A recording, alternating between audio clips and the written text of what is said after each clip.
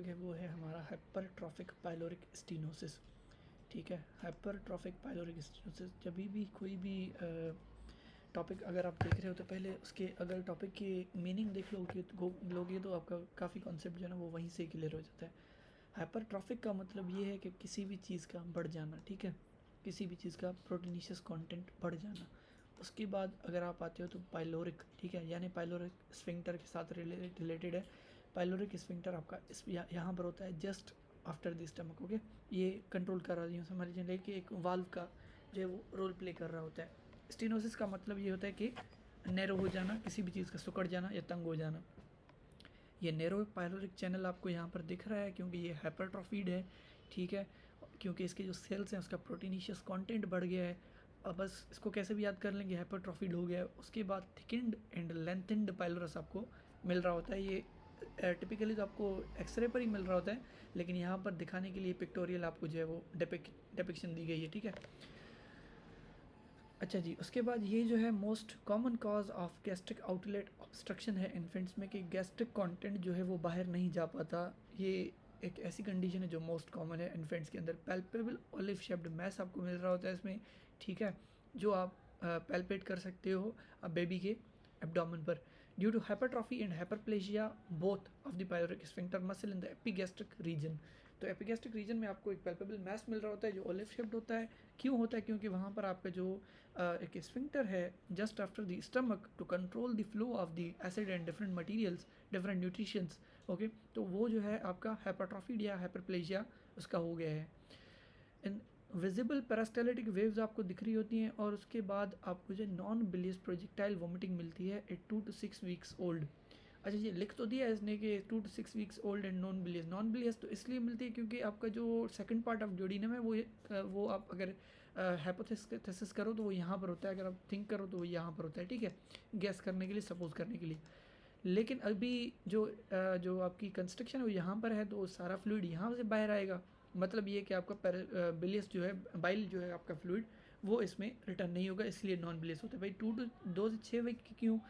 इसलिए कि ये जो आपका हाइपरट्रॉफी हाइपरप्लेजिया हो रहा है ये आपको जस्ट आफ्टर द बर्थ हो रहा है, ठीक है, तो ये बहुत टाइम लेता है। तो ये आपका एक क्लासिकल जो है वो डिफरेंस होता है आपके बेबी जो आपका ड्यूडिनल या एसोफेजियल एट्रेजिया के साथ आ रहा है, या फिर ऐसा बेबी जो आपका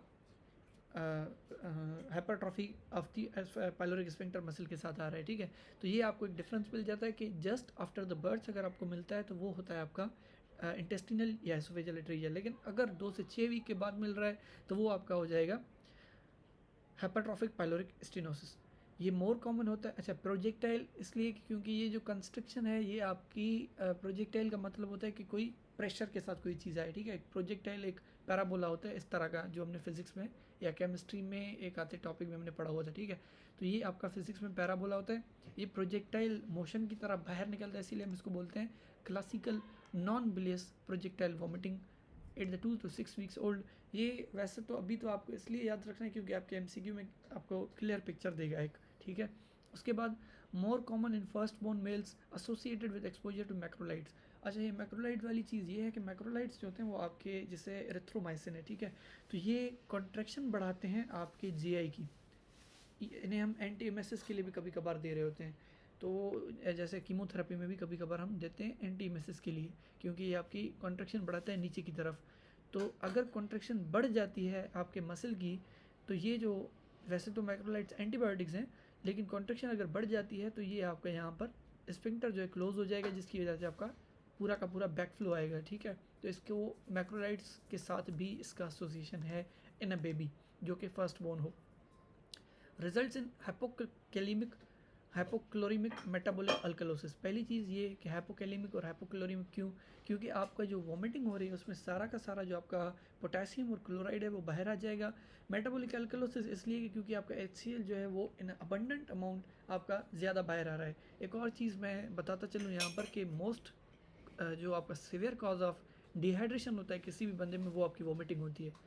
वो आपका हीट स्ट्रोक भी नहीं होता, स्वेटिंग भी नहीं होती, हार्ड जो है मतलब स्ट्रेनस जो एक्सरसाइज होती है वो भी नहीं होती, वॉमिटिंग होती है, ठीक है। वॉमिटिंग में आप 3-4 लीटर ऑफ द वाटर कभी कभार यूज़ कर आप जो है वो अपना एग्जॉस्ट कर लेते हो, एक्सक्रीट कर लेते हो। तो इस चीज़ को याद रखना कि secondary to the vomiting of the gastric acid and subsequent volume contraction की वजह से आपका होता है hypokalaemic hypochloraemic metabolic alkalosis. Metabolic इसलिए एक होती है रेस्पिरेटरी अल्कलोसिस जो आपके लंग्स के काज की वजह से हो, दूसरी होती है आपकी मेटाबॉलिक अल्कलोसिस जो अदर देन रेस्पिरेटरी सिस्टम किसी भी रीज़न से हो, आइदर किडनी से हो या फिर आपके जीआई से हो। अल्ट्रासाउंड पे आपको क्या दिखेगा, थिकन्ड एंड लेंथेंड पाइलोरस आपको मिलेगा। उसके बाद ट्रीटमेंट में आप surgical incision of the pyloric muscle करोगे जिसको बोलते हैं हम पाइलोरोमायोटमी।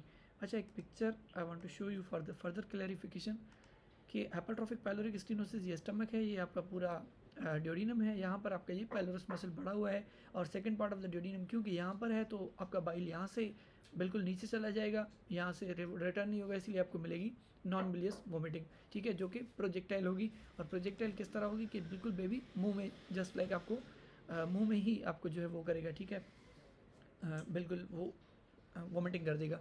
उसके बाद slow hypertrophy of the pyloric sphincter होती है जिसमें जो मैंने ये आपको बता दिया कि 2 से 6 वीक लगते हैं और ऑलिव मैस मिलता है। प्रोजेक्टाइल वोमिटिंग होती है। एपिडेमियोलॉजी यानी कौन से जो है वो बेबीज़ हैं जिनमें ये हो सकता है, फर्स्ट बोर्न हो, मेल हो और मैक्रोलाइड्स यूज़ करता हो बेबी, तो उनमें आपको ये चीज़, ये कंडीशन मिल सकती है।